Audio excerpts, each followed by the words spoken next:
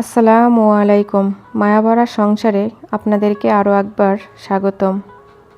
আশা করি যে যেখান থেকে আমার আজকের ভিডিওটি দেখছেন সবাই আল্লাহর রহমতে ভালো আছেন। আলহামদুলিল্লাহ, আপনাদের দোয়া ও ভালোবাসায় আমিও অনেক ভালো আছি। আজ আমার সংসারে খুবই সাধারণ আয়োজন, গরম গরম খিচুড়ি আর ডিম অমলেট। আসলে খিচুড়ি রান্না আর ডিম অমলেট আমরা সবাই পারি। যে কোনো কিছুই রান্না করতে পারে না সে অন্তত খিচুড়ি আর ডিম অমলেটটা করতেই পারে, তাই নতুন করে দেখানোর কিছুই নেই। কিন্তু রান্নার এই সময়টুকুতে রান্নার ফাঁকে ফাঁকে আমি আপনাদের সাথে কিছু গল্প করতে চাই। আপনারা তো জানেনই, গত 1 মাস ধরে জ্বর যেন একটা আতঙ্কের নাম, বিশেষ করে শিশুদের জন্য। বাচ্চারা যখন অসুস্থ হয় তখন বিশেষ করে আমাদের মায়েদের উপর কী যে ধকল যায় তা ভাষায় বলে বোঝানো সম্ভব হয় না। সাধারণত বাচ্চাদের জ্বর হওয়াটা আমরা স্বাভাবিক একটা ব্যাপার হিসেবেই দেখি, কিন্তু এই সাধারণ জ্বর যখন কোনো বাচ্চার অকাল মৃত্যুর কারণ হয়ে দাঁড়ায় তখন আর সেটা সাধারণ থাকে না। আপনারা নিশ্চয়ই সবাই জানেন, বর্তমানে হামের প্রকোপ যেভাবে বাড়ছে তা সত্যিই খুব বুকফাটা কষ্টের। প্রতিদিন কোনো না কোনো মায়ের কোল খালি হচ্ছে। আমি জানি যাদের ছোট ছোট বাবু আছে তারা অনেক সচেতন আছেন, তবুও আমি সাধারণ মানুষ হিসেবে এতটুকুই বলতে চাই, কোনো প্রয়োজন ছাড়া বাচ্চাদের নিয়ে বাইরে বের হবেন না। বাচ্চাদের নিয়ে ঘরে থাকাটাও অনেক কষ্ট হয়ে যায়, কারণ ছোট ছোট বাবুরা ঘরবন্দি থাকতে চায় না, বিশেষ করে শহরের বাবুরা। শহরের বাচ্চাদের ঘরে থাকা মানেই 4 দেয়ালের মাঝে থাকা, কিন্তু গ্রামের বিষয়টা তা নয়। একটা খুব জরুরি কথা বলতে চাই আমার জীবনের অভিজ্ঞতা থেকে, মানে আমি বলতে চাচ্ছি আমার নিজের দেখা।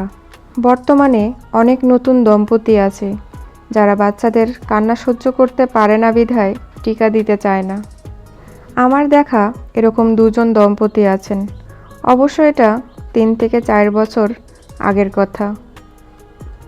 যারা বর্তমানে নতুন দম্পতি আছেন বা ছোট বাবু হয়েছে, দয়া করে এই ভুলটি করবেন না। টিকার সুইয়ের সামান্য ব্যথা বা 1 রাতের জ্বরের ভয়ে আজ আপনি টিকা দিচ্ছেন না, কিন্তু এর ফলে পরবর্তীতে বাচ্চার যে কত বড় ক্ষতি হতে পারে সেটা আমরা কল্পনাও করতে পারি না। হাম একটি মারাত্মক ছোঁয়াচে ভাইরাসজনিত রোগ, আর এই রোগ থেকে বাঁচার একমাত্র উপায় এবং প্রধান উপায় হলো সঠিক সময়ে টিকা নেওয়া। একবেলার কান্না বা সামান্য জ্বরের জন্য নিজের বাচ্চার জীবনকে ঝুঁকিতে ফেলবেন না। আজ হয়তো আমি আপনাদের সাথে কথাগুলো শেয়ার করতাম না। কথাগুলো শেয়ার করার একটাই কারণ হচ্ছে, আপনাদের যাদের ছোট বাবু আছে, জ্বর বা কান্নার ভয়ে তাদের মতো ভুল করবেন না। এখন অবশ্য 9 মাসের আগে কিংবা 15 মাসের আগেই বাচ্চাদের হাম হয়ে যাচ্ছে। এই ব্যাপারটা অবশ্যই চিকিৎসকরা গবেষণা করে বের করবেন। গবেষণা করে ওনারা নিশ্চয়ই পদক্ষেপ নেবেন, আমরা পরবর্তীতে তা অবশ্যই জানতে পারবো। তবে বর্তমানে আমাদের উচিত হবে একটু সতর্ক থাকা, একটু কষ্ট হলেও বাচ্চাদের আগলে রাখা। আমি জানি আপনারা আগলে রাখছেন, সতর্ক থাকছেন। একজন মায়ের কাছে সবথেকে আর সবচেয়ে বেশি প্রাধান্য হলো তার সন্তান। তার সব কিছু দিয়েই চেষ্টা করে তার সন্তানকে আগলে রাখার। সংসারে যখন কোনো বাচ্চা অসুস্থ হয়ে পড়ে, পরিবারের প্রত্যেকটা ব্যক্তি সেই মাকেই দোষারোপ করে। মা যত্ন নেয় না, মা দেখাশোনা করে না, মা ঠিকভাবে খাওয়ায় না, ইত্যাদি ইত্যাদি। অথচ তারা একবারও ভাবে না একটা বাচ্চা অসুস্থ হলে সবচেয়ে বেশি ধকল যায় একজন মায়েরই। বাচ্চা অসুস্থ হলে সব দোষ একজন মায়ের। এই গল্প হয়তো সব পরিবারের নয়, কিন্তু কিছু কিছু পরিবারের তো অবশ্যই। যেহেতু হামের প্রকোপ বাড়ছে, সে কারণে সব মায়েরাই অনেক সতর্ক আছেন। অনেক সতর্ক থাকার পরও বাচ্চাদের হাম যদি হয়ে যায়, কিছু করার থাকে না। এ সময় বাচ্চাদের অনেক জ্বরও হচ্ছে, তাই জ্বর বা সর্দি কাশি হলেই ভয় পাবেন না। জ্বরের সাথে সাথে যদি শরীরে র্যাশ বা লাল লাল দাগ দেখা যায়, তাহলে দ্রুত চিকিৎসকের সাথে পরামর্শ করবেন। আমি একজন সাধারণ গৃহিণী হয়ে বেশি কিছু জানি না।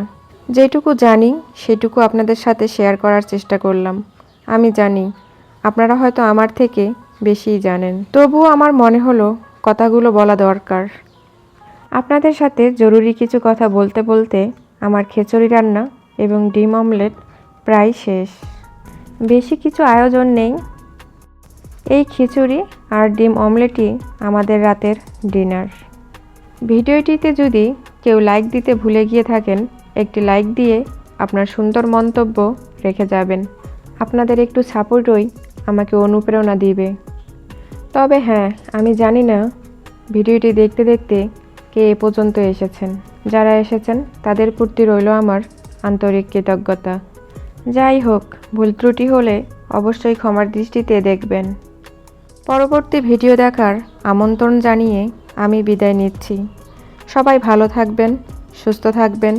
আল্লাহ হাফেজ।